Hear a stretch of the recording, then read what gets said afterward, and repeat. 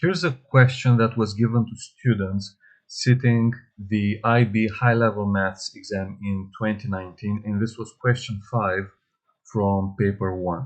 And if you'd like to see anything similar to this on the channel, or if you have any suggestions for any topics or specific problems, let me know in the comments. So this is a question on complex numbers, okay? And here's what we have. We're given that a complex number z has this property where if you raise z to the power 4, you get -4. Okay, and we know that z is a complex number. And for part A, we're asked to solve the equation and find what z is. Okay, and find all the solutions in the form of a plus I times b, where of course a and b are real numbers. And for part B, we're told that the solutions form the vertices of a polygon in the complex plane, and then we're asked to find the area. Okay, so let's start with part A. And let's see how we would do this. So before turning everything into this form, so before finding the solutions as A plus IB, we're going to use the trigonometric form of a complex number. Okay, so we're going to come back to this soon, but for now, let's write this like that. So we have z to the power 4 is equal to -4, which is the same as 4 multiplied by -1. So now we have to ask ourselves, what is -1 in a trigonometric form? So we can say that z to the power 4 is 4 multiplied by, and instead of -1, I'm going to write cosine of pi plus I sine of pi, like this. Okay? And usually it's quite tempting to say that z, as a result, is the fourth root of 4 multiplied by cosine of pi over 4 plus I sine of pi over 4. But this is not complete, right? So I'm going to make a note here that this is incomplete, and there's actually a simple reason for that, which is whenever you have a polynomial of, in this case, 4th degree, you must have 4 solutions. Okay, and if you do it this way, you're just going to get one solution and you lose the other 3, and we must find a way to get all solutions. And to do that, here's the method. So this is z to the power 4 equals 4. Now, cosine and sine are both periodic functions, okay? And they're periodic, and we know the period. It's equal to 2k pi. Okay, so cosine of pi is the same as cosine of pi plus an integer multiple of 2 pi. And then the same goes for sine. So this is sine of the same thing. So it's pi plus 2k pi, like that. Which means that now we will have, now when we find our solutions, this will indeed be the fourth root of 4. And then this will be cosine of pi plus 2k pi over 4 plus I sine of pi plus 2k pi over 4. So we're no longer losing any solutions, right? Because now we have a k which can be an integer. So technically, k can be any integer. Now we know that we will get 4 solutions, and those solutions are going to be for when k is equal to 0, 1, 2, and 3.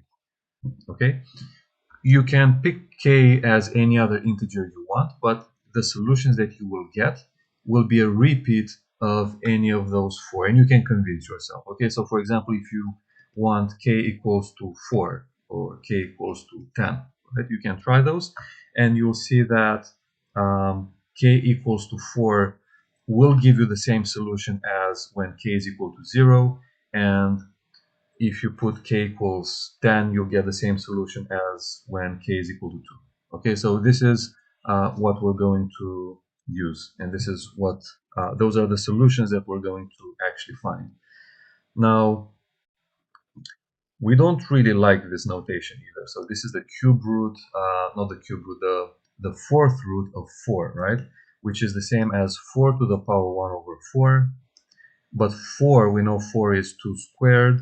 So this is 2 squared to the power 1 over 4, which is 2 to the power 1 over 2, which is just the square root of 2. Okay, so this looks like it's just a fancy way of saying square root of 2, like that. So let's write what zk actually is, okay? So zk is the square root of 2 multiplied by cosine of, and I'm gonna factorize pi, I think, just to make things easier. So this is 2k plus 1 multiplied by pi over 4, and then we have plus I sine of the same thing. So this is 2k plus 1 pi everything divided by 4. Okay, so now let's substitute k for 0, 1, 2, and 3, and let's see what we get. So when k is 0, we get the square root of 2 multiplied by cosine of pi over 4. Yeah, I'm just substituting k for 0, and this is plus I sine of pi over 4. Okay, and you can actually check that this is the square root of 2 multiplied by root 2 over 2 plus I times root 2 over 2, which is just 1 plus I. So we found one solution in the form of a plus ib, which is 1 is a and 1 is b. Okay, so z0 is 1 plus I. So let's find what z1 is. So z1 is square root of 2, and now we're doing the same thing except our k is equal to 1, of course. So this is cosine of 3 pi over 4 plus I sine of 3 pi over 4.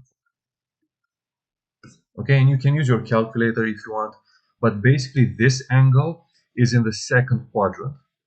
Okay, and in the second quadrant the cosine is negative, so this is going to be minus root 2 over 2, and the sine is also positive, as it was the case here, so that's plus I root 2 over 2, and if you multiply things out, you're going to get that z1 is minus 1 plus I. So we found two solutions, and we have two more to go. So you can probably start seeing a pattern, right? So we have positive, real, and imaginary parts, and now we have negative real part and positive imaginary part. So let's see what happens to Z2. So for Z2, of course, we're going to change K with 2, and this is root 2 multiplied by cosine, and this will be 2 times 2 plus 1, so it's going to be 5 pi over 4, and we're going to have plus I sine of the same thing. So sine of pi over 4, like this. Which, if you think about it, if you think of the unit circle, this is going to put you straight in the third quadrant. It's actually in the middle of the third quadrant, if that makes sense. So that's going to be minus root 2 over 2. And then again, we have minus I root 2 over 2. So this is going to be minus 1 minus I. And finally, our final solution is z3 equals root 2. And then we have cosine of, now we're substituting this k with 3, so it's 6 plus 1, so it's 7. So it's cosine of 7 pi over 4 plus I sine of 7 pi over 4. Right, which is just root 2, and now we're in the fourth quadrant where the cosine is once again positive, so it's root 2 over 2, and the sign is negative, so it's minus I root 2 over 2, which is 1 minus I. So let's put everything together. So the answer to part A is that, of course, we have four solutions, and they are as follows. The first one is 1 plus I. The second one is minus 1 plus I. Then we have minus 1 minus I, and the final one is 1 minus I. Okay, and that's it. And that's how you get 5 points, basically. Now, for part B, let's try to plot this, and let's see how this actually looks like. So if we have the complex plane like this. So this is going to be the real axis, which is, yeah, basically x. And this is the imaginary axis. Then 1 plus I, the first solution, would be here. So this is 1, and this is also 1, right? So this is where z0 is according to our notation. And then we have the second solution is in the second quadrant, which is Z1, of course, and then you'll recognize the pattern, which is we have Z2 here and Z3 here.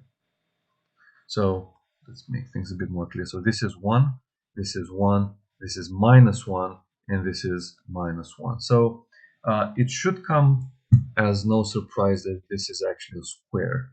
Okay, and you can actually convince yourself that that's the case, right? So you know that the angle between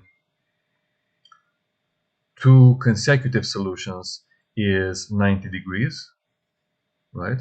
And you can also find this length here, which is of course going to be 2. Okay, so if you're then trying to find the area, that's the area of a square, which is 2 squared, and that is equal to 4. We don't have any units, but whatever units you're using, those would be